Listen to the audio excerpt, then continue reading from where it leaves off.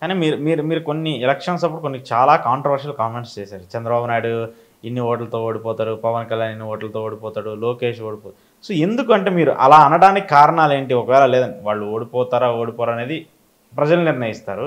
కానీ ఎందుకు అంత మీరు అంటే యాస్ట్రాలజికల్ పరంగా చెప్పారా, లేదంటే వాళ్ళని అలర్ట్ చేయడానికి చెప్పారా? సో ఆ రోజు మీరు నేనేమో చర్చించుకున్నాం. మనం ఎక్కడ కూడా ఆస్ట్రాలజీ పరంగా మనం చెప్పలేదు. దాని మీద దాడులు జరిగాయి. వాళ్ళు ఎప్పుడు చేయాలంటే ఇదే నరసింహాచార్యులు అనే వ్యక్తి బలాన్ నెలలో బలాన్ తారీఖున చంద్రబాబు నాయుడు గారు గ్రహస్థితులు బాగలేదు, ఆయన కారాగార బంధనం ఉంది, ఆ రోజుకి ఇబ్బంది అవుతుందని చెప్పినప్పుడు దాడులు చేయాలి. లేదా అరెస్ట్ అయ్యి ఆయన జైలుకి పంపించినప్పుడు దాడి చేయాలి. ఆయన లైఫ్ స్పాన్ మొత్తం మనం తీసుకుని దానికి ఏ రోజు బయటకు వస్తాడు ఒకడు రానప్పుడు చేయాలి. అంటే ఇక్కడ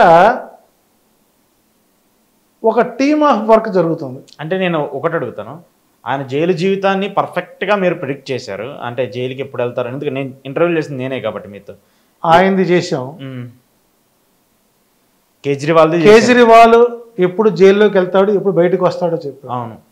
అట్లాగే నెక్స్ట్ డిప్యూటీ సీఎంకి సిసోడియాకి నిన్న బెయిల్ వస్తుందని చెప్పాం. కవిత జైలుకి వెళ్తుంది, ఇన్ని రోజులకు రాదని చెప్పుకున్నాం. మధ్యప్రదేశ్, రాజస్థాన్, ఛత్తీస్గఢ్ ప్రాంతాలు చెప్పాం. ఓవరాల్గా ఎన్డీఏ కూటమికి అంటే ఓన్లీ బీజేపీకి ఎన్ని సీట్లు వస్తాయో చెప్పాం.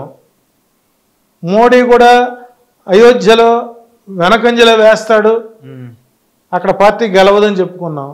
కాశీలో ఆయన వెనకడుగు వేస్తారని చెప్పాం.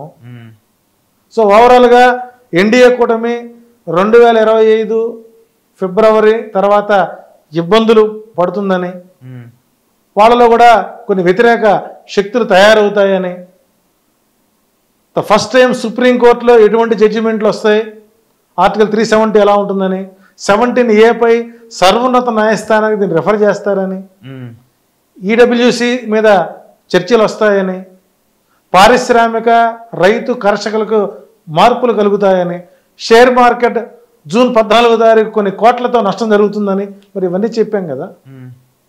అంటే అవన్నీ ప్రజలకి అవసరం లేదు. మా అభిమాన నాయకుడు తప్పలేదు, వాళ్ళు దాడి చేయడం నేను బాధపడతాను లేదు. ఒకవేళ నిజంగా ఓడిపోయి దాడి చేస్తే నిజమే నానోరు మంచిది కాదు అనుకుందాం. మాకు ఓడిపోతే అప్పుడు దాడి చేసేదానికి అంత అర్థం పరమార్థం ఉంది.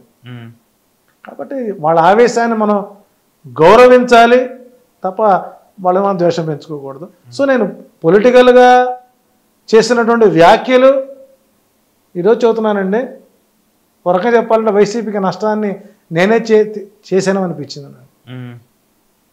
నా వ్యాఖ్యలు ఆ కమ్యూనిటీని ఏకం చేసింది, కాపు కమ్మ కమ్యూనిటీని ఏకం చేసింది అని కొంతమంది కామెంట్స్ చేశారు. అదే టీడీపీ నాయకులు నాతో షేర్ చేసుకున్నారు. జరిగింది చెప్పాను, వాళ్ళు రిలైజ్ అయ్యారు. ఎప్పుడు నా మీద దాడి జరిగిన తర్వాత రిలైజ్ అయ్యారు. అప్పుడు వారికి ప్రశాంతంగా ఉంది. అంటే ఇప్పుడు దాడి చేయడం సరే, ఏ ప్రభుత్వాలు వచ్చినా మొదటి 3 మాసాలు సహజంగా జరుగుతుంటాయి. కాకపోతే ఏంటంటే అది సపోజ్ మనం ఇంకొక మంచి మాట గుర్తు చేశారు, ఉగాది పంచాంగం మనం చేస్తున్న సమయంలో పల్నాడు ప్రాంతం, గురజాల, వినుకొండ, మాచర్ల, పల్నాడు ప్రాంతాల్లో రక్తశక్తమైన ఎన్నికలు జరుగుతాయి, భౌతిక దాడులు జరుగుతాయి అని కూడా మనం చెప్పుకున్నాం. అవును, చెప్పారు. దీనిపై కేంద్రం దృష్టి పెట్టాలి, ఎన్నికల కమిషన్ దృష్టి పెట్టుకోవాలి అని చెప్పుకున్నాం. అట్లాగే మినిస్టర్లో కొంతమంది సీనియర్ నాయకులు ఓడిపోతారని చెప్పాం. రోజా ఓడిపోతుందని చెప్పు అనుకున్నామా అంటే కొంత చెప్పుకున్నాం. అట్లే తెలుగుదేశం పార్టీ కూడా ఒంటరిగా పోటీ చేసినా కూడా, చంద్రబాబు నాయుడు ఒంటరిగా పోటీ చేసినా కూడా 131 సీట్లతో గెలుస్తుంది. కాబట్టి ఇక లోకేష్ గారి యొక్క స్ట్రాటజీ కరెక్ట్గా ఉంది. సో పవన్ కళ్యాణ్ని కలుపుకోకపోయినా 131 సీట్స్తో అధికారంలోకి వస్తుంది. అలా చేయడం అనేటువంటిది కొంత ఆలోచన పరిధికి మించి ఉంటుంది అనేటువంటి ఇన్ని పాజిటివ్ కంటెంట్ వాళ్ళకి మనం ఇచ్చాం. మీరు 100 విషయాల్లో 99 పాజిటివ్ ఇస్తే ఒక్కటి తప్పైనా కూడా జనాలు ఆ తప్పునే చూస్తారు ఎప్పుడు. అంటే ఇక్కడ అధికారంలో పదవులు వచ్చిన వారు పట్టించుకోరండి. వన్స్ అధికారంలోకి వచ్చారు, మరి కొంతమంది జ్యోతిష్యులు ఆ ముహూర్తం ఆయన ప్రమాణ స్వీకార ముహూర్తం కరెక్ట్ కాదు అన్నారు. నేను దాన్ని సమర్థించాను. ఎస్ రైట్, ముహూర్తం బాగుంది కాదు. చిన్న చిన్న ఒడిదుడుకులతో ప్రభుత్వాన్ని కొనసాగిస్తారు. సంక్షేమ పథకాలు కొంతవరకు పబ్లిక్కి చేరతాయి తప్ప పూర్తి స్థాయిలో వాళ్ళు చేయలేరు. దానికి పూర్తి స్థాయిలో చంద్రుడు సహకరించట్లేదు, గురుబలం తక్కువగా ఉంది కాబట్టి కొంత ఇబ్బందులు అంటే సంక్షేమ పథకాలు అందించడం ఇబ్బందులు పడతారు. అయినప్పటికీ పూర్తి స్థాయిలో ప్రభుత్వాన్ని కొనసాగిస్తారని కూడా మనం సపోర్ట్ చేసాం వాళ్ళకి. ఓకే. సో కాబట్టి ఇక్కడ ఆనాడు ఆ వ్యాఖ్యలు ఒక పొలిటికల్ అనలిస్ట్ గాను, ఈరోజు ఒక ఆస్ట్రాలజర్గా నేను సమాధానం చెప్పాల్సిన అవసరం నాకు. ఓకే. సో ఇప్పుడు ఏంటి జగన్మోహన్ రెడ్డి ఇప్పుడు కూటమికి సంబంధించి 2 నెలల పాలన చూసాము. వాళ్ళు ఏదో హామీలు ఇచ్చారు, మనం వాటి జరుగుతూ ఉన్నాయి. ప్రభుత్వానికి బేసిక్గా విమర్శలు అనేవి 2 జరుగుతుంది. ఈ జగన్మోహన్ రెడ్డి అంశానికి సంబంధించి ఇప్పుడు ఆయన ఉన్నటువంటి పరిస్థితుల్లో ఓడిపోయినటువంటి ఎమ్మెల్యేలు కానివ్వండి, ఓడిపోయినటువంటి లీడర్లు కానివ్వండి, ఆయన మీదే బయటకు వచ్చి కామెంట్స్ చేస్తున్న పరిస్థితి ఉంది. ఆయన కట్టుకున్న ఒక కోటరీనే ఆయన ముంచేసిందని చెప్పేసి కూడా వ్యాఖ్యానిస్తున్నారు. అది ఎంతవరకు నిజమంటారు? ఒకవేళ అది నిజమైతే జగన్మోహన్ రెడ్డి గారు దాన్ని ఓవర్కమ్ చేసే విధంగా ఏమైనా చర్యల్లో చూస్తున్నాడా లేదా? అంటే మనకు తెలియని అవసరం నేను మాట్లాడను. ఎవరు తన కంట్లో తాను వెలువటి పొడుచుకోడు. చంద్రబాబు నాయుడు గారికి ఎలక్షన్ ఎంత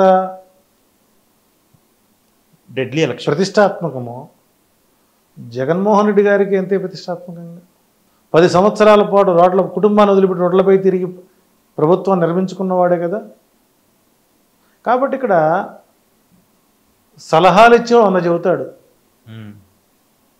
చంద్రబాబు నాయుడు సలహాలు ఇచ్చేవాళ్ళు లేరా? ఆయన తన పని తాను చేసుకుపోతున్నాడుగా. అన్ని దాడులు జరుగుతున్నాయి గ్రామస్థాయిలో. ప్రభుత్వం ఇన్వాల్వ్మెంట్ ఎక్కడ చూపించారా? ప్రభుత్వం ఇన్వాల్వ్ ఉంది అని చాలామంది పబ్లిక్గా అంటారు. తప్పు తెలుగుదేశం పార్టీ వచ్చిన తర్వాత ప్రభుత్వం అరాచకాలు చేస్తుందని. ప్రభుత్వానికి మరకంటకుండా ఆయన స్ట్రిక్ట్గా వార్నింగ్లు ఇస్తూనే ఉన్నాడు. ఏ మాట కాబట్టి మనం చెప్పాల్సిన అవసరం ఉంది. లా అండ్ ఆర్డర్ దెబ్బతిన్నదనుకోండి, దాని వైలెన్స్ ఇంకో రకంగా ఉంటుంది. సో కాబట్టి ఇక్కడ వాళ్ళు ప్రభుత్వ పాలన ప్రజలకు ఎలాంటి పథకాలు అందించాలి, చేసిన సూపర్ 6ని ఎలా అందించాలనే ప్రయత్నంలో వాళ్ళు కింద పైన తొక్కులాట్లాడుతున్నారు. ఓ పక్క అంటే ఇక్కడ క్యాడర్ ఆయన ఒక మెసేజ్ కూడా ఇచ్చున్నారు. నిన్న కలెక్టర్ సమావేశంలో చెప్పినట్టుగా మనం కొంత సమాచారం, లా అండ్ ఆర్డర్ ఇష్యూలో ఎవరిని కూడా టాలరేట్ చేయొద్దు, అది ఏ పార్టీ ఉన్నా సరే కేసులు బుక్ చేయండి అని నిన్న కలెక్టర్ సమావేశంలో ఆయన చెప్పినట్టుగా కొంత బోగొట్ట. నిజంగా అదే అయితే మనం ఆయన హ్యాట్సాఫ్ అప్డేట్ చేయొచ్చు. లేదు ప్రభుత్వ పరిస్థితి ఎలా ఉంది, మీకు ఇన్ని పథకాలు ఇస్తానని చెప్పాను, ఇప్పుడు ఒక పథకాన్ని తప్పన విధిలేని పరిస్థితిలో నడుపుతున్నారు. నెక్స్ట్ అమ్మకు వందనం, ఎడ్యుకేషన్ మినిస్టర్ మన స్టేట్మెంట్ ఇస్తూ దీని మీద కసరత్తు చేస్తున్నాం, గత ప్రభుత్వం చేసినటువంటి పొరపాట్లు మళ్ళీ మేము చేయకుండా లాంగ్ రన్ దీన్ని నడపాలా అని ఒక ప్రాక్టీస్ ప్లాన్ చేస్తూ ఉన్నారు.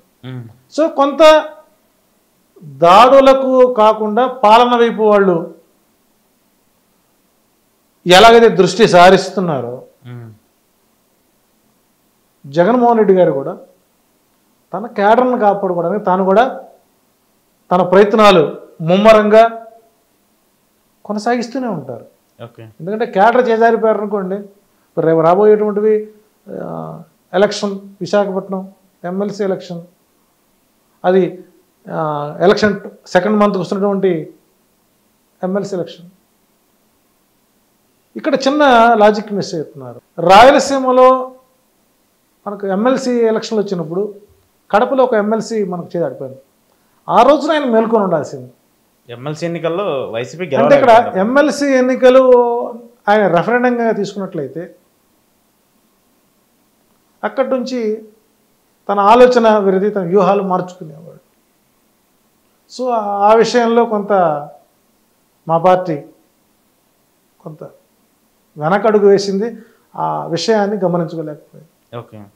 సో కొంత వివాదాస్పదమైన వ్యాఖ్యలు, అసందర్భోచిత ప్రేలాపనలు కొంత పార్టీకి, అంటే ఇక్కడ కర్ణుడి చావుకి 1,00,000 కారణాలు, ఆ కారణాలని విశ్లేషించుకుంటూ విమర్శల్ని భరిస్తూ కొంతకాలం కొత్త ప్రభుత్వానికి అవకాశం ఇవ్వాలి. వారు తప్పులు చేయకుండా వారు చేస్తున్న తప్పులలోని లోపాలని ఎప్పటికప్పుడు మీడియాని అడ్రస్ చేస్తూ బాధ్యతాయుతమైన ప్రతిపక్ష పాత్రని నిర్వర్తించి తన క్యాడర్ని తిరిగి మరలా 5 సంవత్సరాలకు తయారు చేసే ప్రణాళికలు ఆయన ఉండాలి. మనం ఇచ్చినటువంటి సూపర్ 6 పథకాలని ఎంత మేర మనకు చేయగలుగుతామనేటువంటి ప్రణాళికలు వీరు చేసుకోవాలి. గతంలో మరి అమ్మఒడి పథకం కానివ్వండి, అయితే నీరు మీరు కానివ్వండి, నాడు నేడు పథకాలు, హెల్త్, వీటన్నిటిపై ప్రజలలో పూర్తి స్థాయిలో కొంత మీద అవగాహన వచ్చింది. సహజంగా 5 సంవత్సరాల పాటు అన్నీ పొందినవాడు, మనం అది కూడా చెప్పుకున్నాం సందర్భంలో, జగన్మోహన్ రెడ్డి వస్తే ₹10 పథకాల రూపంలో వస్తుంది, బాబు గారి ప్రభుత్వం వస్తే కొంత మీకు ఇబ్బందికర వాతావరణం ఉంటుంది, రాష్ట్ర ఆర్థిక పరిస్థితి దృష్ట్యా ఈయన మితిమీరిన హామీలు ఇచ్చారు. అవును, అంటే ఇవ్వాలి అంటే హృదయానికి ఉండొచ్చు, మనం ఆయన పాపం చేశాడు పాపం ఇవ్వచ్చు, కానీ తగినటువంటి సమీకరణలు, నిధులు వాడికి టైం పడుతుంది. కాబట్టి అటు ప్రతిపక్షాలు కానీ అధికార పార్టీ కానీ ఒకరిపై ఒకరు దాడులు చేసుకోకుండా, లేదా వాళ్ళు చేసిన తప్పులే మేము చేసిన తప్పులు వాళ్ళు చేస్తామంటే ఈ తప్పుల మీద చివరికి మధ్య నలిగిపోయేది ఓటర్. ఓకే.